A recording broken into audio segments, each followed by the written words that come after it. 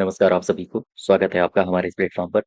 आज के इस वीडियो में हम ग्राम पंचायत अधिकारी यानी जो वीपीओ की आपकी परीक्षा होनी है, उसमें एक टॉपिक दिया गया है ई-गवर्नेंस। और आज की इस वीडियो में हम उत्तर प्रदेश से संबंधित ई-गवर्नेंस की परियोजनाएँ पढ़ेंगे। उत्तर प्रदेश में कौन-कौन सी ई-गवर्नेंस से संबंधित योजनाएँ चलाई जा रही हैं, उन सभी के बारे में। तो ये इसका भाग 1 है।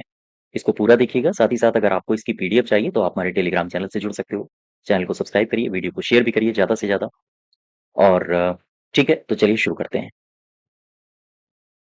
आज का जो हमारा टॉपिक है वो है उत्तर प्रदेश में ई गवर्नेंस परियोजनाएं। ई गवर्नेंस परियोजनाएं, ठीक है। उत्तर प्रदेश में ई गवर्नेंस परियोजना, उत्तर प्रदेश में ई गवर्नेंस परियोजनाओं के लिए जो शुरुआती कदम उठाए गए हैं, ई शासन के लिए जो शुरुआती कदम उठाए गए हैं, उनमें से कई सारी योजनाओं के बारे में हम लोग पढ़ेंगे आज। जैसे जनसेवा केंद्र। हालांकि जनसेवा केंद्र वगैरह के बारे में संक्षिप्त में हमने जब प्रैक्टिस सेट अपने करवाए थे तो वहां पढ़ा था। अब यहाँ थोड़ी डिटेल में चर्चा करेंगे।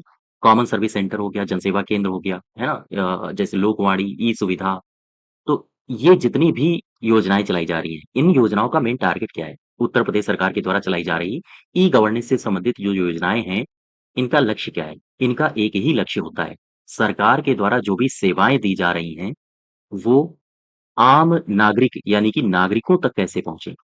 और नागरिकों तक पहुँचाने के लिए कौन-कौन से हमें कदम उठाए जाने चाहिए? यानी नागरिकों के द्वार तक पहुँचकर सेवाएँ उपलब्ध कराना इनको, यही इन योजनाओं का लक्ष्य है। फिर से समझो, नागरिकों के द्वार तक पहुँचकर सरकार के द्वारा प्रदान की जाने वाली सेवाएँ उपलब्ध कराना इन नागरिकों को, यही लक्ष्य है इन योजनाओं का। कौन-सी योजनाएँ? जैसे लोकवाणी केंद्र हो गया, ई-सुविधा केंद्र हो गया, ठीक है? इसी कड़ी में सबसे जो पहला हमारा टॉपिक है, हम उसे पढ़ेंगे और वो है एनआईसी। एनआईसी क्या है? नेशनल इन्फॉर्मेटिक्स सेंटर, ठीक? National informatics centre NIC. अगर आपसे 3-4 क्वेश्चन जो आपसे पूछे जा सकते हैं नॉर्मली, इसमें सबसे पहला अगर क्वेश्चन पूछे कि इसकी स्थापना कब हुई थी, तो आप बताओगे 1976 में, 1976 में। इसे कौन-सा मंत्रालय रन कराता है? तो आप बताओगे ये किस मंत्रालय के अंडर में है? तो आप बताओगे इलेक्ट्रॉनिक्स इलेक्ट्रॉनिक्स और सूचना प्रौद्योगिकी मंत्रालय। ये मंत्रालय इसको रन करा रहा है। इसका टारगेट क्या है? इसका लक्ष्य क्या है? ये 3 सवाल तो आपको पता ही होने चाहिए। ये इसका टारगेट है, कोई भी अगर प्रौद्योगिकी जनित समस्या आ जाती है, चाहे वो केंद्र के पास आए या फिर राज्य के पास आए, तो उसके हल उपलब्ध कराना ही इसका मुख्य लक्ष्य है। तो हम लिख सकते हैं क्या? कि केंद्र और राज्यों को प्रौद्योगिकी से संबंधित हल उपलब्ध कराना। ये इसका मेन टारगेट है। बात समझ पा रहे हो?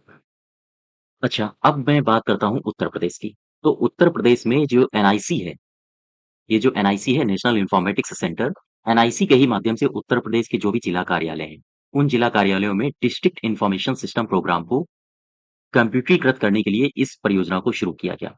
अब जरा यहाँ से देखो, जो उत्तर प्रदेश से संबंधित बातें हैं, उनकी बात करते हैं।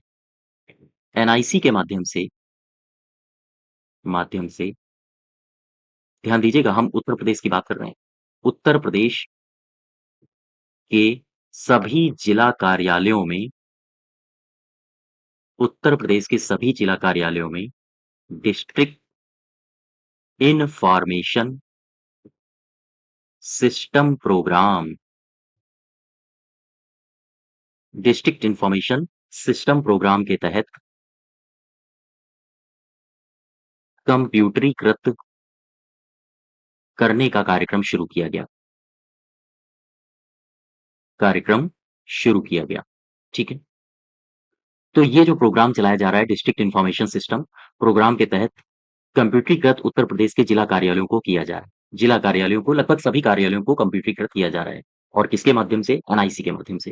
अच्छा, ये जो एनआईसी है, इससे संबंधित एक व्यक्ति हैं, उन व्यक्ति के बारे में याद रखो, उन्हीं के मार्गदर्शन में या हम कहें उन्हीं के प्रयासों से एनआईसी की स्थापना की गई थी और निकनेट नामक नेटवर्क भी अस्तित्व में आया था। आओ ज़रा समझ लेते हैं इनको। देखो, एक व्यक्ति हैं, ये व्यक्ति हैं, काफ़ी चर्चित रहे हैं अपने ज़माने में, लेकिन आज हमारे बीच में नहीं है, स्वर्गीय एन शेषगिरी, स्वर्गीय एन शेषगिरी, इनका नाम याद रखना। स्वर्गीय एन शेषगिरी, इन्हीं के प्रयासों से एनआईसी की स्थापना की गई थी। हम कह सकते हैं कि स्वर्गीय एन शेषगिरी ने ही एनआईसी, नेशनल इन्फॉर्मेटिक्स सेंटर की स्थापना की थी। ठीक है? हालाँकि इन्होंने अकेले तो नहीं की थी, लेकिन इन्हीं के प्रयासों से की थी, तो यही मुखिया थे, तो इनका नाम आपसे पूछा जा सकता है। और इन्होंने ही भारत में NICNET, निकनेट नामक नेटवर्क प्रणाली को लागू किया। नेटवर्क प्रणाली को भी लागू किया था। ठीक है? इन्होंने भारत में निकनेट नामक नेटवर्क प्रणाली को भी लागू किया था। अच्छा, ये निकनेट है क्या? दरअसल ये निकनेट एक उपग्रह आधारित नेटवर्क है और ये संपूर्ण क्षेत्र को कवर करता है, या हम कहें संपूर्ण देश को कवर करता है। तो ये जो निकनेट है, ये 1987 में अपने अस्तित्व में आया था। ठीक है? लेकिन उत्तर प्रदेश की चूँकि हम बात कर रहे हैं, तो उत्तर प्रदेश में कौन-कौन सी परियोजनाएँ चलाई जा रही हैं ई-गवर्नेंस से संबंधित? तो ध्यान रखो, यहाँ से आपके एग्ज़ाम में प्रश्न पूछे जा सकते हैं। तो चलो उनको एक-एक करके समझ लेते हैं। उत्तर प्रदेश में ई-गवर्नेंस संबंधी परियोजनाएँ कौन-कौन सी हैं? उत्तर प्रदेश में ई-गवर्नेंस संबंधी परियोजनाएँ, ये कौन-कौन सी हैं? जैसे हम पढ़ेंगे भूलेख के बारे में, जैसे सृष्टि। तीसरी परियोजना चलाई जा रही है लोकवाणी। क्या है ये? एक-एक करके अभी समझते हैं। चौथी चलाई जा रही है ई-सेवा। 5वीं परियोजना चलाई जा रही है जन सुविधा केंद्र। ठीक है? छठी जो परियोजना है ई-सुविधा, और आप पढ़ोगे ई-सुविधा और सबसे इम्पोर्टेंट कोशवाणी। ये और कौन-सी है? लोकवाणी और जन सुविधा केंद्र। इन 3 पर ज़्यादा फ़ोकस करना। ठीक है? बाकी मैं बताने को तो सारी बताऊँगा। तो उत्तर प्रदेश में ई-गवर्नेंस संबंधी कौन-कौन सी परियोजनाएँ चलाई जा रही हैं? तो मुख्यतया और भी कई सारी चलाई जा रही हैं, लेकिन मुख्यतया इन परियोजनाओं पर आपको फ़ोकस करना है। ठीक? तो हमने अभी तक क्या-क्या पढ़ा है? एनआईसी, नेशनल इन्फॉर्मेटिक्स सेंटर, इसकी स्थापना कब हुई? एनआईसी के बारे में पढ़ा 1976 में, सूचना प्रौद्योगिकी मंत्रालय के अंतर्गत। लक्ष्य क्या है? केंद्र और राज्यों के मध्य जो भी प्रौद्योगिकी से संबंधित विवाद होते हैं या समस्याएँ आती हैं, उनको हल करना। और उत्तर प्रदेश की अगर हम बात करें, तो जिला कार्यालयों में कंप्यूटरीकृत जिला कार्यालयों को किया जा रहा है, डिस्ट्रिक्ट इन्फॉर्मेशन सिस्टम प्रोग्राम के माध्यम से, और इसमें सहायता ली जा रही है एनआईसी की। वहीं एनआईसी से संबंधित अगर किसी व्यक्ति का आपसे नाम पूछे, तो एन शेषगिरी, इन्होंने ही एनआईसी की स्थापना में महत्वपूर्ण योगदान दिया था, या आप ये भी कह सकते हो इन्होंने ही स्थापना की थी। ठीक है? और भारत में जो निकनेट की स्थापना हुई थी 1987 में, वो भी एन शेषगिरी के ही मार्गदर्शन में हुआ था। अच्छा, फिर इसके बाद उत्तर प्रदेश में ई-गवर्नेंस संबंधी योजनाओं को हम लोग देखते हैं। ये नया टॉपिक है और यहाँ आपको ज़्यादा फ़ोकस करना है। सबसे पहले हम लोग उठाएँगे इसमें से, कौन-सी उठा लें? लोकवाणी उठा लो, ठीक है? हाँ, सबसे पहले हम लोग उठाएँगे लोकवाणी को। लोकवाणी, ये क्या है? दरअसल ये अ, एक तरह की सुविधा देती है, जिससे नागरिक कोई भी शिकायत यहाँ पर दर्ज कर सकते हैं। शिकायत के मतलब, शिकायत से आशय है कि किसी भी प्रकार की अपनी समस्या या कोई भी वो सेवा लेना चाहें, वो यहाँ पर दर्ज कर सकते हैं। हालाँकि लोकवाणी के माध्यम से कई प्रकार की सेवाएँ दी जाती हैं, जैसे यहाँ आप आयु प्रमाण पत्र बनवा सकते हो, निविदा पत्र, जन्म प्रमाण पत्र, कुछ इस तरह की भी सेवाएँ दी जाती हैं। तो लोकवाणी क्या है? किस प्रकार की सुविधाएँ देती है? तो ध्यान रखिएगा, सबसे पहली बात, इस परियोजना के तहत इस परियोजना के तहत सरकार जनता की शिकायतों की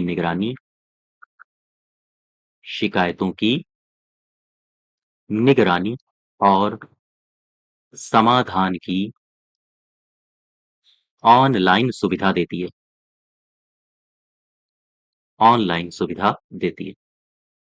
यहाँ से आप बात समझ पाए कि लोकवाणी जो ये परियोजना सरकार के द्वारा चलाई जा रही है, उत्तर प्रदेश सरकार के द्वारा, वो परियोजना इस परियोजना के माध्यम से जनता अगर कोई शिकायत करना चाहे तो ऑनलाइन कर सकती है।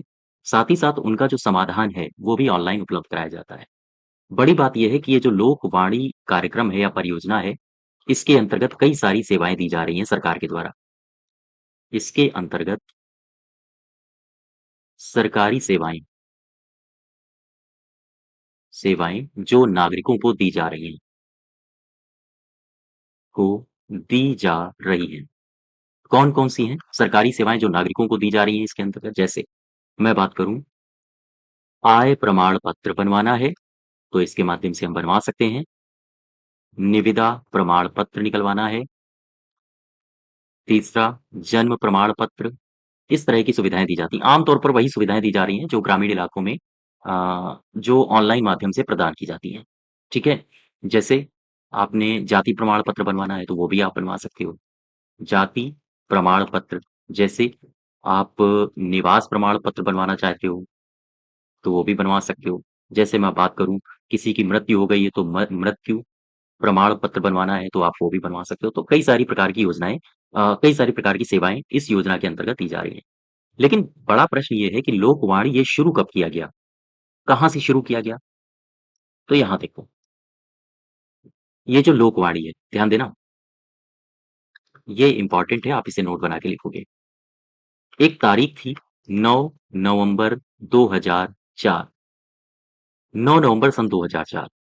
इसी तारीख से इसी सन से 2004 को इस योजना को उत्तर प्रदेश में शुरू किया गया। उत्तर प्रदेश में सीतापुर से शुरू किया गया। ठीक है। लोकवाणी कार्यक्रम को कब शुरू किया गया था? 2004 से। कहाँ से? सीतापुर से। सीतापुर से इसको शुरू किया गया और ये जो योजना है या ये जो कार्यक्रम है, जो ऑनलाइन सेवाएँ उपलब्ध कराता है नागरिकों को, ये दरअसल पीपीपी मॉडल की एक परियोजना है। पी मतलब पब्लिक प्राइवेट पार्टनरशिप, यानी सार्वजनिक निजी भागीदारी की एक परियोजना है। यह एक सार्वजनिक निजी भागीदारी परियोजना है। ठीक है? जो कितने जिलों में लागू है? सबसे पहले इसको शुरू किया गया था सीतापुर से और ये आज सभी 75 जिलों में लागू है। और सबसे ख़ास बात, अगर आपने इस पोर्टल में यानी जो लोकवाणी है, अगर यहाँ पर आपने कोई शिकायत की है, तो 15 दिनों के भीतर 15 डेज़ के अंदर 15 दिनों के भीतर शिकायतों का निवारण होगा। ठीक है? यहाँ तक बात समझ पाए? तो ये बातें याद रखो लोकवाणी से। लोकवाणी क्या करती है? परियोजना है, इसमें सरकार कोशिश करती है कि जनता की शिकायतों की निगरानी हो सके और उनकी ऑनलाइन समस्या अ, उसे बताया जा सके ऑनलाइन रूप से। और साथ ही साथ ऑनलाइन तरीके से ये कई सारी सेवाएँ भी प्रदान करती है। आय प्रमाण पत्र हो, चाहे मृत्यु प्रमाण पत्र हो या जन्म प्रमाण पत्र हो, तो कई सारे प्रमाण पत्रों को भी ये जारी करती है। तो इस प्रकार की ये सुविधाएँ भी आम नागरिकों के लिए उपलब्ध कराती है। फिर इसके बाद आप याद रखोगे, ये जो लोकवाणी कार्यक्रम है या परियोजना है, इसको शुरू किया गया था सीतापुर से, उत्तर प्रदेश का एक जिला है। 2004 में इसको शुरू किया गया था, जो पीपीपी मॉडल के तहत कार्यान्वित किया जा रहा है। पीपीपी मतलब public private and partnership. Uttar Pradesh के सभी जनपदों में ये लागू है, ठीक है? यहाँ तक क्लियर हुआ? तो इस योजना में हाँ, इतनी बातें आप याद रखो। नेक्स्ट देखो, एक योजना है आपकी कौन-सी थी? वापस आओ। हुँ, लोकवाणी हो गई, अब ई-सुविधा देख लो, छठा ई-सुविधा, ठीक? ई-सुविधा, ये क्या है? ई-सुविधा, ई-सुविधा का उद्देश्य क्या है? क्यों शुरू की गई ई-सुविधा? दरअसल इसका उद्देश्य है, इसका भी उद्देश्य वही है जो नागरिकों को सेवाएँ प्रदान करे। अब जो भी सेवाएँ हैं, वो नागरिकों के द्वार तक लाई जाए। तो इसका उद्देश्य है क्या? इसका उद्देश्य है 3 तरह से, ध्यान देना। एक तो है G2C यानी गवर्नमेंट टू सिटीज़न, एक है G2B गवर्नमेंट टू बिज़नेस और B2C यानी गवर्नमेंट टू सिटीज़न। इनसे संबंधित जो भी सेवाएँ हैं, उन सेवाओं को ई-सुविधा परियोजना के अधीन लाया जाना ताकि नागरिक जो हैं, वो व्यवसायियों को सरकारी जो नागरिक और व्यवसायी हैं, वो सरकारी कार्यक्रम के या सरकारी कार्यालयों की अ, का भ्रमण ना करें या हम कहें सरकारी कार्यालय या कार्यक्रम के भ्रमण की उन्हें आवश्यकता ना पड़े। तो कुल मिला के ई-सुविधा कार्यक्रम क्यों शुरू किया गया था? फिर से समझ लो। इसका मेन टारगेट था जी टू सी का मतलब होता है गवर्नमेंट टू सिटीज़न, जी2बी इसका मतलब होता है गवर्नमेंट टू बिज़नेस, इसका मतलब होता है बिज़नेस टू टू सिटीजन। ठीक है? तो ई सुविधा कार्यक्रम क्यों शुरू किया गया? ताकि गवर्नमेंट टू सिटीजन, सरकार और नागरिकों के मध्य जो सेवाओं का हस्तांतरण है, गवर्नमेंट टू बिज़नेस, बिज़नेस और सरकार के मध्य जो सेवाओं का हस्तांतरण है, और बिज़नेस टू सिटीजन, ठीक है? इनके मध्य जो सेवाओं का हस्तांतरण है, तो इन सेवाओं को ई सुविधा परियोजना के अधीन लाया जाए। क्यों लाया जाए? ताकि नागरिक और जो व्यवसायी हैं, उन्हें सरकारी कार्यक्रम के या सरकारी कार्यालयों के भ्रमण की आवश्यकता ना पड़े। ये है इसका मुख्य लक्ष्य। तो लिख लो ज़रा। इसका उद्देश्य क्या है? G to C, G to B और बी टू सी से संबंधित योजनाओं ना लिखो, सेवाओं लिखो। संबंधित सेवाओं को ई सुविधा परियोजना के अधीन लाना, परियोजना के अधीन लाना। ध्यान देना, क्यों अधीन लाना? ताकि नागरिकों और व्यवसायियों को सरकारी कार्यालयों या कार्यक्रम के भ्रमण की आवश्यकता कम पड़े। ये इसका मेन टारगेट है, ये इसका मेन लक्ष्य है। तो अब प्रश्न ये उठता है कि इस सुविधा के तहत कौन-कौन सी सेवाएँ दी जा रही हैं? तो ई सुविधा के तहत कई सारी सेवाएँ दी जा रही हैं। ई सुविधा केंद्र के तहत या केंद्र पर प्रदान की जाने वाली सेवाएँ कौन-कौन सी हैं? तो ई सुविधा केंद्रों पर कौन-कौन सी सेवाएँ प्रदान की जाती हैं? आम तौर पर आप लोग सभी लोग जानते होंगे, जैसे बिजली का बिल जमा करना, ठीक है? विद्युत बिल हो गया, या फिर हम कहें गृह कर, या फिर जल या फिर सीवर कर, इसका भुगतान करना हो, रेलवे टिकट आरक्षण की सुविधा हो, ये लेनी हो, या फिर तत्काल टिकट आरक्षण की सुविधा लेनी हो, या फिर बीएसएनएल टेलीफ़ोन का बिल भुगतान करना हो। तो इस प्रकार की कई सारी सेवाएँ हैं जो इस ई-सुविधा परियोजना के तहत दी जा रही हैं। यहाँ तक बात समझ पा रहे हो? इसमें ज़रा वापस आओ। ई-सुविधा परियोजना में आपको याद क्या रखना है? तो याद केवल और केवल इतना ही रखना है कि B to C government to citizen, G to C government to citizen, G to B government to business, और B to C business to citizen से संबंधित कोई भी योजना हो, कोई भी सेवा हो, उसे ई-सुविधा परियोजना के अधीन लाना, ताकि नागरिक और व्यवसायियों को सरकारी कार्यालयों के चक्कर कम से कम लगाने पड़े और उनका काम आसानी से हो जाए। ठीक, यहाँ तक क्लियर है? हाँ, अब देखो, एक परियोजना है आपकी कोशवाणी, ठीक है? कोशवाणी, ये कोशवाणी क्या है? इसको भी समझो। दरअसल ये कोशवाणी जब आप सर्च करोगे, तो एक तरह से एक वेबसाइट है, और इसे कोशवाणी में, कोश का मतलब होता है फाइनेंस से संबंधित। तो कोशवाणी का मुख्य उद्देश्य है एक तरह से उत्तर प्रदेश में वित्तीय गतिविधियों को मेंटेन करना, या हम कह सकते हैं कि कोशवाणी परियोजना को राज्य के जो भी वित्तीय लेन-देन हैं, उनको बनाए रखने के लिए जो पारदर्शिता होती है, उसे बरकरार रखना। बात समझ पा रहे हो? तो कुल मिला के हम कह सकते हैं कि लोकवाणी क्या है? लोकवाणी उत्तर प्रदेश में, सॉरी, कोशवाणी है, लोकवाणी नहीं है। लोकवाणी तो मैं पढ़ चुका हूँ। कोशवाणी, कोशवाणी का मेन टारगेट क्या है, या मेन इसका मकसद क्या है? तो कोशवाणी का मुख्य मकसद होता है कि उत्तर प्रदेश में जो वित्तीय गतिविधियाँ हो रही हैं या गतिविधियाँ होती हैं, वित्तीय गतिविधियों का एक तरह से इसे प्रवेश द्वार कहा जाता है। तो आपसे पूछा जाए कि उत्तर प्रदेश में वित्तीय गतिविधियों का प्रवेश द्वार किसे कहा जाता है, तो आप बताओगे कोशवाणी को। कन्फ्यूज़ नहीं होना, लोकवाणी नहीं है। लोकवाणी में क्या था? मैंने आपको लोकवाणी भी बताया था। लोकवाणी में क्या था? लोकवाणी में कई प्रकार की सेवाएँ दी जा रही थी, ठीक है? हाँ, जैसे जन्म प्रमाण पत्र बनवाना, मृत्यु प्रमाण पत्र बनवाना, और उसकी शुरुआत हुई थी सीतापुर से 2004 में। अच्छा, ये जो कोशवाणी है, इसमें क्या है? एक तरह से ये एक वेबसाइट है। यह एक क्या है? वेबसाइट। और इसी वेबसाइट पर जो भी सरकार के लेन-देन संबंधी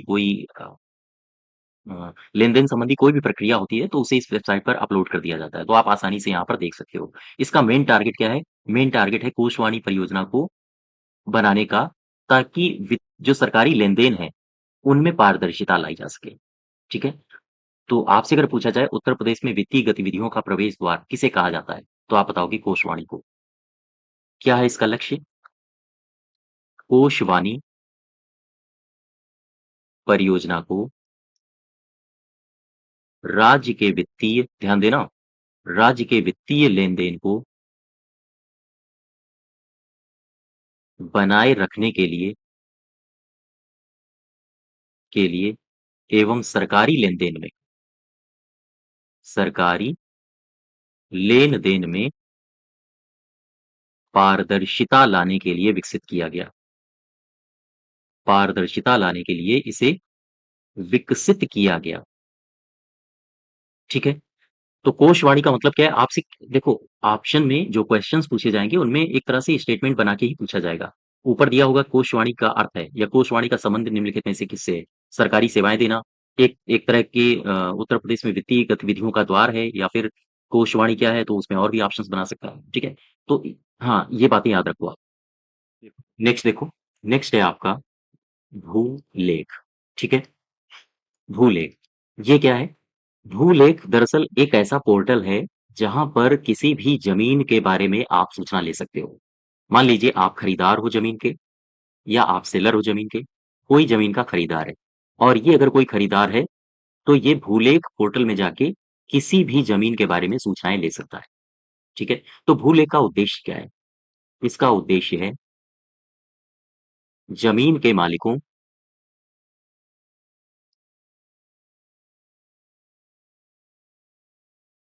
जमीन के मालिकों एवं खरीददारों को खरीददारों को ध्यान दीजिएगा, किसी भी जमीन से संबंधित हर प्रकार की सूचना उपलब्ध कराना। हर प्रकार की सूचना उपलब्ध कराना, ये इसका मेन टारगेट है। बात समझ पा रहे हो? भूलेख का उद्देश्य क्या है? भूलेख का उद्देश्य, अगर कोई जमीन है तो उसके मालिक और खरीदार को जमीन से संबंधित किसी भी प्रकार की सूचना हो वो उपलब्ध कराना। और ये उपलब्ध कैसे कराई जाएगी? एनआईसी के सहयोग से। तो एनआईसी के सहयोग से इस काम के लिए इस काम के लिए एक वेबसाइट बनाई गई है, इसी काम के लिए, ताकि लोग ज़मीन के बारे में जानकारी, हाँ, हासिल कर सकें। तो ये वेबसाइट कौन-सी बनाई गई है? इसका नाम है www.bhuleख.up.nic.in। ठीक है? तो आप भी अगर ज़मीन वगैरह को खरीदना चाहते हो, तो आप यहाँ पर जाके ऑथेंटिक जानकारी ले लो, इसके बाद फिर आप खरीदो। क्लियर है बात?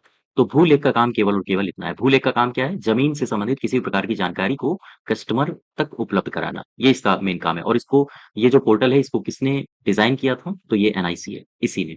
वेबसाइट का नाम है उत्तर प्रदेश www bhulegh.up.nic.in। ठीक? अच्छा, इसमें और देखो, यानी कि इसमें जो मैंने आपको बताया था, ये जो भूलेख है, क्या मैंने बताया आपको? कुल मिला के भूमि के रिकॉर्ड को खरीदार के सामने प्रस्तुत कर देना। अब ज़रा देखो, एक बात समझो।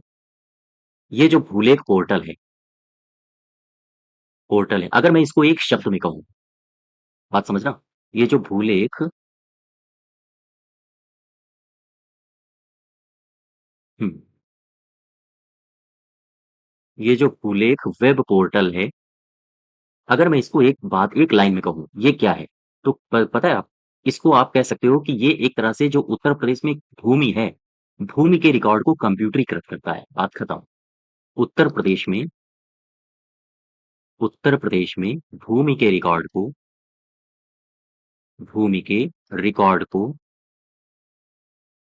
कंप्यूटरीकृत करना, यही इसका मुख्य लक्ष्य है, और इसी को आप याद रखोगे। ठीक है?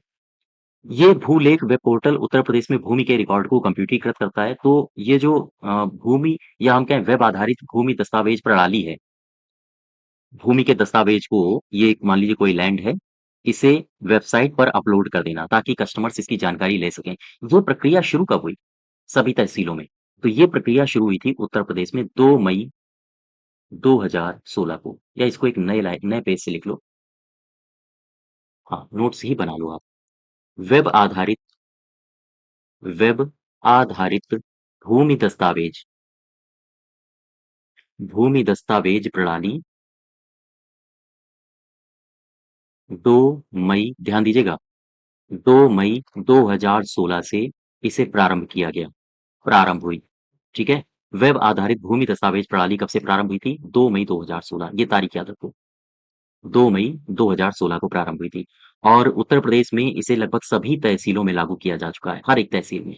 तो आप उत्तर प्रदेश में आप जब देखोगे, तो उत्तर प्रदेश में जो भी तहसीलें हैं, तहसीलों के अंतर्गत आने वाले जो भी भूखंड हैं, वो ग्राम हो, तालुका का नाम हो, वहाँ पर खसरा खतौनी की क्या स्थिति है, खसरा या खतौनी का नंबर क्या है, ये जितनी भी जानकारियाँ हैं, ये सारी की सारी जानकारियाँ भूलेख वेब पोर्टल में अपलोड कर दी गई हैं, ठीक है? तो यहाँ से आपको केवल और केवल 2-3 बातें ही याद रखनी हैं। भूलेख पोर्टल। भूलेख पोर्टल का उद्देश्य क्या है? ज़मीन की जो भी जानकारी है वो पोर्टल में उपलब्ध कराई जाए। तो एक तरह से हम इसमें ये कह सकते हैं कि जो भूलेख पोर्टल है, उत्तर प्रदेश में भूमि के रिकॉर्ड को कंप्यूटरीकृत करने के लिए या किसे लॉन्च किया गया? तो आप बताओगे भूलेख को। फिर से समझ लो, उत्तर प्रदेश में भूमि के रिकॉर्ड को कंप्यूटरीकृत करने के लिए किसे लॉन्च किया गया है? भूलेख को। कब से ये योजना चलाई जा रही है? 2 मई 2016 से इस योजना को चलाया जा रहा है। ठीक है? तहसील स्तर पर जितना भी कुछ हो सकता है भूमि से संबंधित मैटर, वो सारा का सारा इस वेबसाइट पर अपलोड कर दिया गया है। चाहे वो तालुका का नाम हो, खसरा खतौनी हो वहाँ की, खतौनी नंबर हो, कुछ भी हो, सब कुछ तहसील स्तर पे सब कुछ अपलोड है। ठीक है? यहाँ तक। तो 2 मई 2016 ये तारीख आप याद रखिएगा। नेक्स्ट देखो नेक्स्ट देखो सामान्य सेवा केंद्र। सामान्य सेवा केंद्र, ठीक है? सामान्य सेवा केंद्र सीएससी 3.0। तो ये मैं उत्तर प्रदेश के परिप्रेक्ष्य की बात कर रहा हूँ। मैं अगर आपसे पूछूं कि मुझे बताओ Uttar Pradesh common service centre, Uttar Pradesh common service centre की स्थापना ये कब हुई थी? तो आप बताओगे सन 2008 में, ठीक है? वहीं मैं सीएससी 3.0 योजना की बात करूं, तो सीएससी 3.0 योजना ये कब शुरू हुआ था? 16 नवंबर 2020 से इसे 5 साल के लिए शुरू किया गया है। 16 नवंबर 2020 से इसे 5 साल के लिए इसे शुरू किया गया। ठीक। अच्छा, प्रत्येक जिले में ना जो अ, मैं कहूँ ई गवर्नेंस प्रदान करने के लिए जिला सेवा प्रदाता होते हैं और इन जिला सेवा प्रदाता को कहा जाता है डीएसपी। डीएसपी मतलब डिस्ट्रिक्ट सर्विस प्रोवाइडर। तो हर एक जिले में 2 जिला सेवा प्रदाता होते हैं। आप सोच लो, उत्तर प्रदेश में 75 जिले हैं, तो हर एक जिले के लिए 2 जिला सेवा प्रदाता हैं। जैसे मैं बात करूँ लखनऊ की, तो लखनऊ में एक जिला सेवा प्रदाता है यहाँ पर सीएससी वाई-फाई चौपाल और एक है एसआरईआई इंफ्रास्ट्रक्चर फाइनेंस लिमिटेड। तो ये 2 जिला सेवा प्रदाता हैं और उत्तर प्रदेश में कोई भी जिला हो, उस जिला में जिला ई गवर्नेंस सोसाइटी की स्थापना की जाती है और जिला ई गवर्नेंस सोसाइटी की अध्यक्षता करता है वहाँ का जिला मजिस्ट्रेट। तो खैर ये जिला सेवा प्रदाताएँ हैं, इनके नाम आपसे नहीं पूछा जा सकता है या इतना अंदर तक नहीं जाएगा आपके एग्ज़ाम में। लेकिन हाँ, एक बात आप यहाँ से नोट करिए और लिखिए, जो जिला ई गवर्नेंस सोसाइटी है, सोसाइटी की अध्यक्षता कौन करता है? ये आपसे पूछा जा सकता है। सोसाइटी की अध्यक्षता करता है जिला मजिस्ट्रेट, ठीक है? फिर से समझो, यूपी कॉमन सर्विस सेंटर की स्थापना यही 3 बातें आपको याद रखनी हैं। यूपी कॉमन सर्विस सेंटर की स्थापना 2008 से, सीएससी 3.0 योजना ये 16 नवंबर 2020 से शुरू हुई है, आगे 5 साल तक जाएगी और जिला ई गवर्नेंस सोसाइटी इसकी अध्यक्षता कौन करता है? इसकी अध्यक्षता करता है जिला मजिस्ट्रेट। हालाँकि अगर यूपी में जिलों की बात करें, 75 जिलों में हर एक जिले में 2 जिला सर्विस प्रदाताएँ हैं या डिस्ट्रिक्ट सर्विस प्रोवाइडर हैं, जिन्हें डीएसपी कहा जाता है, जो मैंने अभी आपको बताया था, जिनमें हर एक जिले में अलग-अलग है। लखनऊ की आप चाहो तो याद कर सकते हो, लखनऊ में एक जिला सर्विस प्रदाता है जिसे कहा जाता है सीएससी वाई-फाई चौपाल, एक है एसआरईआई इंफ्रास्ट्रक्चर फाइनेंस लिमिटेड, ठीक है? तो ये जिला सर्विस प्रदाताएँ हैं, लेकिन इनके 75 हैं, 150 नाम कौन याद रखेगा? तो यहाँ से हाँ, कम संभावना बनती है कि एग्ज़ाम में प्रश्न आए, ठीक है? यहाँ तक क्लियर हुआ? तो इसमें हाँ, जन सेवा केंद्र में उत्तर प्रदेश से ये बातें हैं जो आपको याद रखनी है। अब नेक्स्ट देखो, ई डिस्ट्रिक्ट योजना, ई डिस्ट्रिक्ट योजना, ठीक है? ई डिस्ट्रिक्ट योजना, ये योजना कब अस्तित्व में आई? सबसे पहला प्रश्न तो यही बनता है। इस योजना को किसके अंतर्गत शुरू किया गया है? दूसरा प्रश्न ये बनता है और ये योजना किन-किन लक्ष्यों को साध रहा है? ये 3 प्रश्न बनते हैं। ई डिस्ट्रिक्ट परियोजना मैं बात कर रहा हूँ उत्तर प्रदेश के परिप्रेक्ष्य में। तो अब मुझे ये बताओ, ये जो परियोजना है, ई डिस्ट्रिक्ट परियोजना, इस परियोजना को किस प्लान के तहत शुरू किया गया था? तो ध्यान रखिएगा, national e-governance, national e-governance action plan के अंतर्गत इस योजना को शुरू किया गया। इस योजना को शुरू किया गया। सबसे पहला प्रश्न तो यही बना कि ये जो ई डिस्ट्रिक्ट परियोजना है, ये नेशनल ई गवर्नेंस प्लान के तहत इसको शुरू किया गया था। उत्तर प्रदेश की मैं बात करूं, यूपी में, तो यूपी में ये कब शुरू हुआ? तो 2007 2008 से इसे शुरू किया गया। 2007 2008 में सबसे पहले 6 जनपदों में इसे शुरू किया गया था। 6 जनपदों में इसे शुरू किया गया। ठीक है? जो ये 6 जनपद थे, ये आपसे नाम पूछे जा सकते हैं। ई डिस्ट्रिक्ट परियोजना को 6 कौन से जनपदों में शुरू किया गया था? तो आप बताओगे, सबसे पहला है सीतापुर, रायबरेली, गोरखपुर, गोरखपुर, सुल्तानपुर, सुल्तानपुर के बाद गाजियाबाद, गाजियाबाद, फिर है गौतम बुद्ध नगर। ठीक है? तो ये टोटल 6 जनपद हैं, जहाँ पर ई डिस्ट्रिक्ट परियोजना सबसे पहले शुरू हुई थी 2007-2008 में। अगर आपसे एग्ज़ैक्ट तारीख भी पूछ दें, तो 15 दिसंबर 2008 में इसको शुरू किया गया था। ठीक है? 15 दिसंबर 2008 को। और ये कहाँ-कहाँ हुआ था? आपसे अगर इस तरह से पूछे कि निम्नलिखित में से सबसे पहले ई डिस्ट्रिक्ट परियोजना किन जिलों में शामिल नहीं हुई थी, तो ये 6 जिले आपको याद करने पड़ेंगे। सीतापुर, रायबरेली, गोरखपुर, सुल्तानपुर, गाज़ियाबाद और गौतम बुद्ध नगर। यहाँ पर ये पहले शुरू हुई थी और इसके तहत अगर हम वर्तमान की बात करें, तो हालाँकि अलग-अलग आपको बुक्स में अलग-अलग जानकारियाँ मिल सकती हैं, लेकिन आप ऑफ़िशियल डेटा या ऑफ़िशियल साइट में जब जाओगे, तो वहाँ पर साफ-साफ वर्णित है कि वर्तमान में जो ई डिस्ट्रिक्ट पोर्टल है, ई डिस्ट्रिक्ट पोर्टल के तहत 38 विभागों की 271 शासकीय सेवाएँ इंटरनेट के माध्यम से आम जनमानस को दी जा रही हैं। ठीक है? यहाँ तक क्लियर हुआ? तो ख़ैर वो योजनाएँ आप मत याद रखो, कौन-कौन सी योजनाएँ दी जा रही हैं, कौन-कौन सी सेवाएँ दी जा रही हैं, वो मैटर नहीं करता है। लेकिन हाँ, इतना आप ज़रूर याद रखिए, ई डिस्ट्रिक्ट परियोजना उत्तर प्रदेश में क्या अस्तित्व रखती है, तो उत्तर प्रदेश में सबसे पहले इसे 6 जिलों में शामिल किया गया था या शुरू किया गया था। कौन-कौन से 6 जिले थे जिनको इस योजना की जद में लाया गया?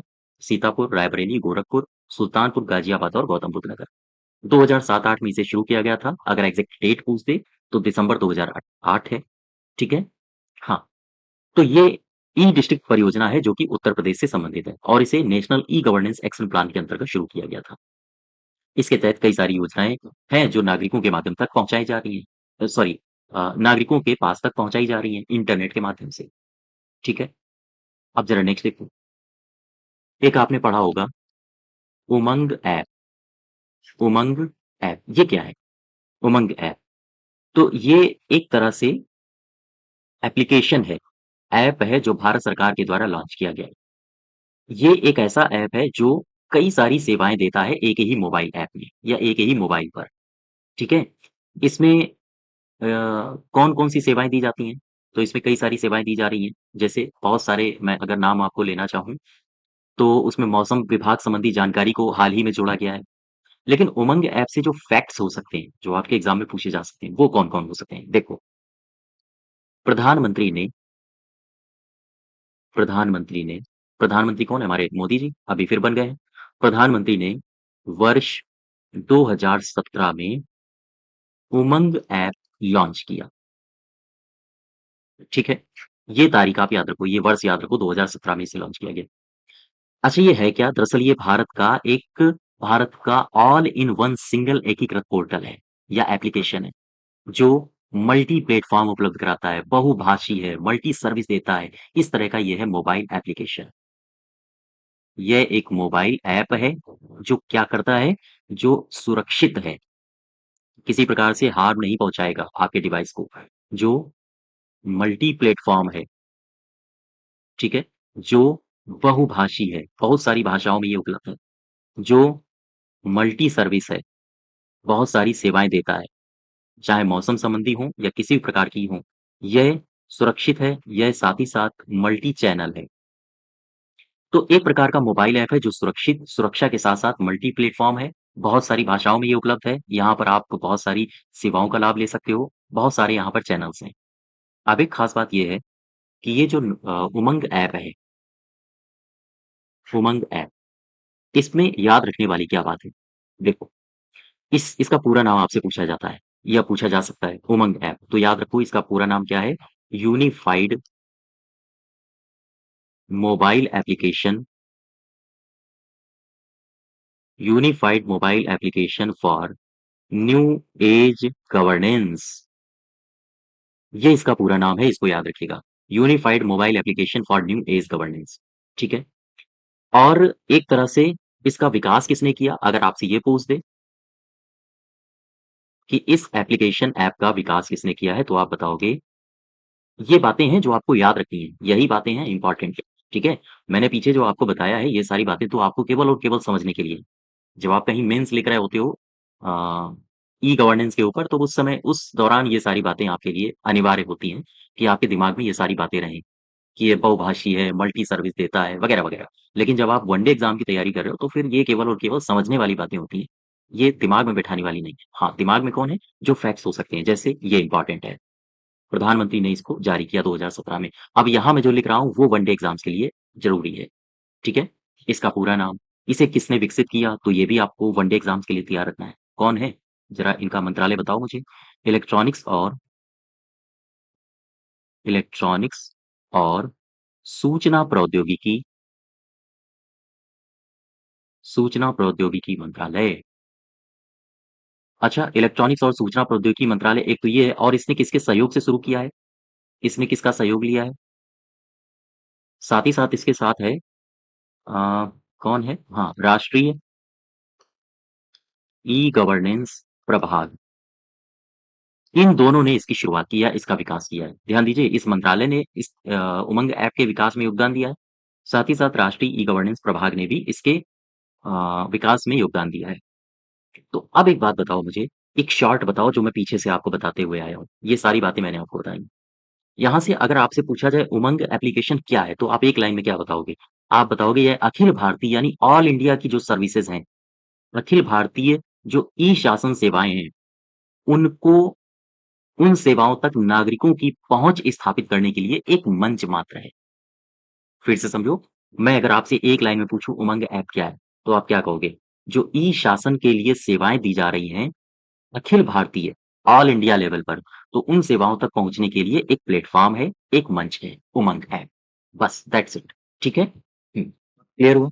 तो यहाँ से आपको हाँ, यही 2-3 बातें याद रखनी है। फर्स्ट, दूसरा और तीसरा, ठीक है? इसके अलावा जब अगर स्टेटमेंट्स में आ जाए, तो आप इस तरह की जो मैंने बातें बताई हैं, वो भी ध्यान रखो।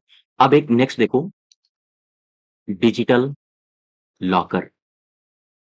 डिजिटल लॉकर, ये क्या है? डिजिटल लॉकर क्या है? दरअसल जो डिजिटल लॉकर है, ये डिजिटल इंडिया कार्यक्रम के तहत इसको शुरू किया गया था। और डिजिटल लॉकर में आप करते क्या हो कि जैसे आपकी सपोज़ करो कोई मार्कशीट है, ठीक है? ये मार्कशीट है आपकी।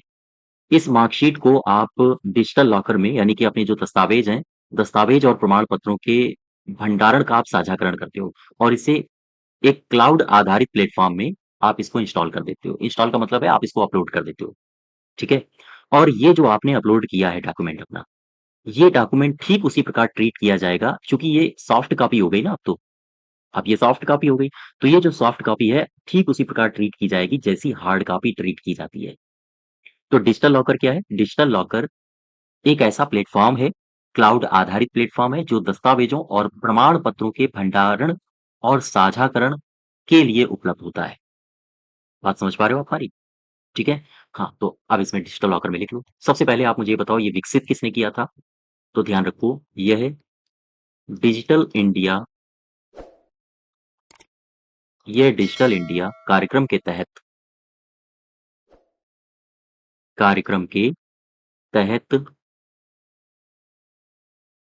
इलेक्ट्रॉनिक्स और आईटी मंत्रालय की एक प्रमुख पहल है। इलेक्ट्रॉनिक्स और आईटी मंत्रालय की यह एक पहल है। यहाँ तक क्लियर है? अच्छा, क्या होता है इसमें? इसमें समझ तो गए ही होंगे कि अपने जो आप जो डॉक्यूमेंट्स लिए हो हार्ड कॉपी के रूप में, उनको क्लाउड प्लेटफ़ॉर्म पर सॉफ्ट कॉपी के माध्यम से या सॉफ्ट कॉपी के रूप में उन्हें अपलोड किया जाना। ठीक है? तो लिख सकते हो यहाँ पर, यह दस्तावेज़ों का और प्रमाण पत्रों का या प्रमाण पत्रों के भंडारण, साझाकरण, सत्यापन के लिए भंडारण, साझाकरण और सत्यापन के लिए एक सुरक्षित, ध्यान दीजिएगा, सुरक्षित क्लाउड आधारित प्लेटफ़ॉर्म है, आधारित प्लेटफ़ॉर्म है। यानी ये क्लाउड आधारित प्लेटफ़ॉर्म है जहाँ पर आप अपने डॉक्यूमेंट्स को सत्यापित करवाते हो, साझा करते हो या फिर उन्हें जमा करते हो। अब एक खास बात ये है कि ये जो डिजिटल लॉकर में मान लीजिए आपने कोई डॉक्यूमेंट को जमा किया, तो ये जो सॉफ्ट कॉपी है, ये ठीक उसी प्रकार ट्रीट की जाएगी जैसे एक हार्ड कॉपी ट्रीट की जाती है। तो क्या इसका वर्णन कहीं किसी नियम में है? तो आप कहोगे हाँ है। ये इम्पोर्टेंट है, आप इसको नोट करिए, याद रखिए इसको। क्या है? एक नियम है, सूचना प्रौद्योगिकी नियम, सूचना प्रौद्योगिकी नियम 2016। ये नियम बनाया गया और इसका इसका एक नियम संख्या है 9 का ए,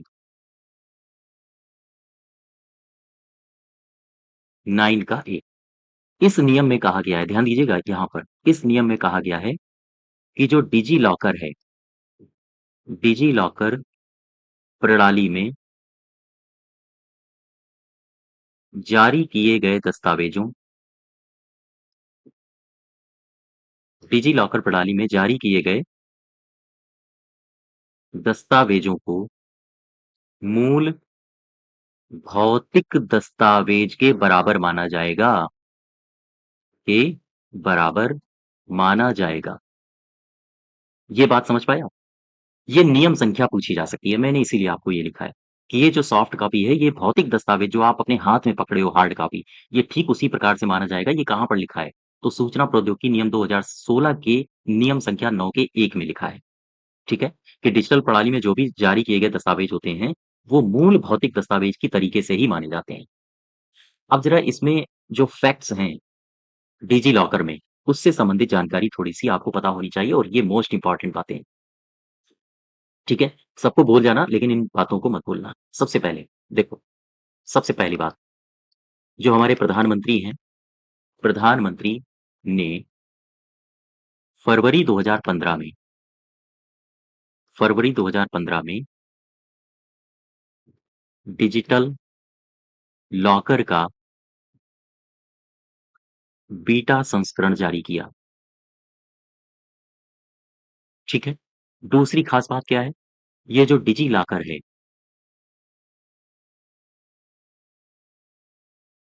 डिजी लॉकर, डिजी लॉकर का उपयोग करने के लिए अगर आप डिजी लॉकर का उपयोग करना चाहते हो, तो फिर सपोज़ करो आप अगर कोई उपयोग करता हो, तो फिर आपके पास आधार नंबर होना ही चाहिए।